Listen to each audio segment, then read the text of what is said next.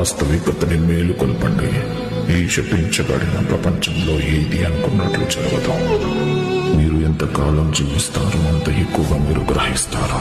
ఈ వాస్తవంలో నిజంగా ఉన్నది కేవలం ముక్తి మాత్రమే, బాధ మరియు వ్యర్థము.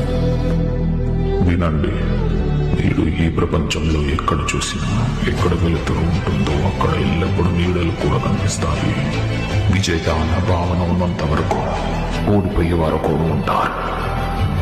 శాంతిని కాపాడాలనే స్వార్థపూరిత ఉద్దేశం యుద్ధాలను ప్రారంభిస్తుంది మరియు ప్రేమను రక్షించడానికి దేశం పుట్టిస్తుంది. వేరు చెయ్యలేని అనుబంధాలు, కారణ సంబంధాలు ఉన్నాయి. నేను ఈ ప్రపంచం యొక్క విధిని విడదీయాలనుకుంటున్నాను. విజేతల యొక్క ప్రపంచం, శాంతిపూరితమైన ప్రపంచం, ప్రేమతో కూడిన ప్రపంచం.